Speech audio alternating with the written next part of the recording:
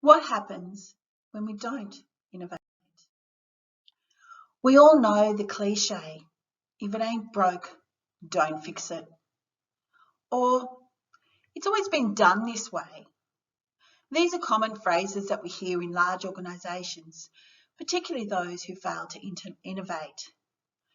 Over the years, we've seen large companies who once dominated the market fail because of the amount of change or cost associated with these innovations, or because the innovation didn't fit with what the market were after. Examples of these include Nokia, Kodak, Toys R Us, Blockbuster, Borders. According to research, companies fail to innovate because nobody wants to upset the apple carts that buy second homes, pay for expensive education, and keep investors happy. Put more politely, companies fail to innovate because their business models, organisational structures, and leadership teams find it difficult to adjust to new ways of thinking and doing, because these new ways of thinking and doing may upset the apple cart. And the fear is driven by uncertainty. Will the new ideas really work? What if they don't? Will I get egg on my face? And why am I risking anything when things are fine just the way they are? Somebody else can take the risk.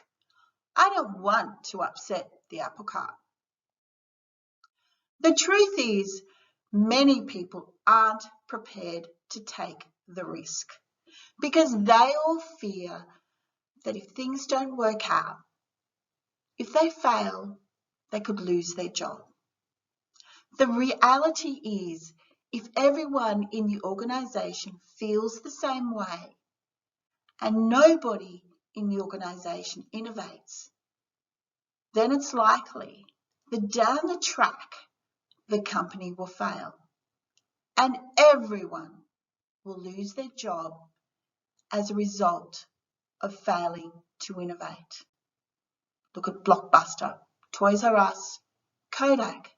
These are examples of brands that once dominated the market, failed to innovate, and they died. Short-term thinking. People are often reluctant to innovate because of the way they are rewarded within an organisation. Often people are rewarded on dealing with short-term issues, for example, declining sales, declining market share, rather than looking into the root causes of these problems. And as a result, often the improvements are nothing more than a band-aid, short-term fixes that are not aligned with the company's vision, the purpose, or their overarching strategy. People are often asked to do more with less resources, less time, and less staff. Ideas are often underfunded. Money is typically sent to the cash cows that are already working, and the question marks receive relatively less funding until they are proven to be rising stars. People are challenged to find time to develop new ideas or to seek new opportunities or to find ways to make life easier on their people within their organisation. Because innovation is often not part of the culture, and this is the case with most organisations. There isn't an impetus to seek ways of finding time to improve things, or finding time to come up with new ideas, or to make time to address ideas so that the company can bubble up these ideas within the organisation.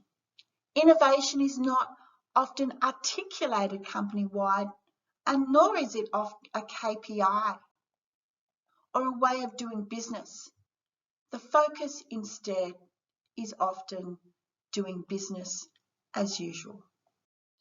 Most companies don't have a system or a process that integrates with their current systems and processes and platforms to either generate ideas or to progress ideas further. Often, ideas get lost. They're not progressed. People don't know where to take their idea, and leaders don't know what to do with the idea when they receive it or how to take it further. And sometimes, for the above reasons that we've already mentioned, leaders are scared to take it further. And as a result, there is often a lack of ownership of an idea or a lack of a reward system for an idea and the progression of an idea.